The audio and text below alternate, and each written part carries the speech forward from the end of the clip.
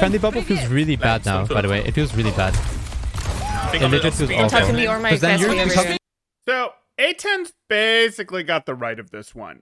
When it comes down to Zarya, what you're looking at for solo tank Zarya, obviously it feels a little different when you just have her as the only tank on the board. You don't have that partner, you don't have that Reinhardt or someone to get that energy off of. And as such, you're gonna benefit if you mostly think of your bubbles as a tool for you that you only occasionally give away because you see a lot of value to be had. That might be, hey, you've got a Reaper, a Brig, a Mei that's going in, and you know that they're a reliable energy source and you can go in with them, zap from behind them, they'll be your protection. That's perfectly fine.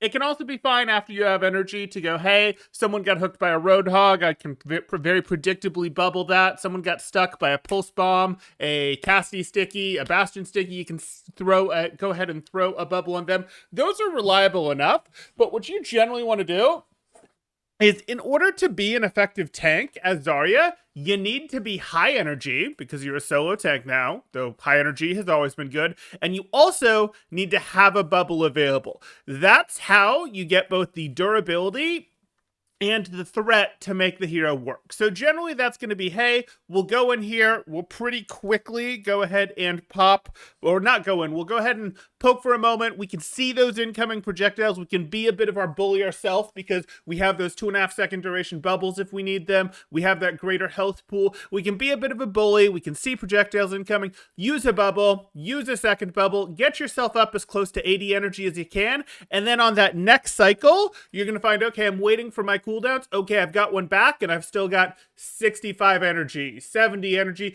Great. I'm going to start going in and now I'm going to go at a squishy. I might have been melting whoever was available. I might have been putting pressure on the tank, pretty good high damage pressure, goes through a lot of things like Orisa Javelin Spin, things like that. That works pretty darn well. Doesn't care that you can't headshot Orisa when she's fortified. Another nice benefit of the beam there. But you're going to do that and then you're going to go in, and when you have that bubble, you're going to get more energy from that bubble when you're going aggressive, and you're not going to bubble immediately. You're going to bubble when you need to.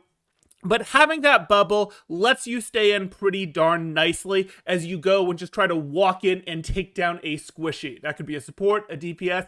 Doesn't matter too much. Supports aren't going to be able to keep up a DPS as you're beaming them down with 65 to 100 energy because you're going to have that. And having that bubble lets you stick in, lets you last long enough that your next bubble will come up. Remember, you've got 475 health now, and bubbles last up to 2.5 seconds. If they break, they break.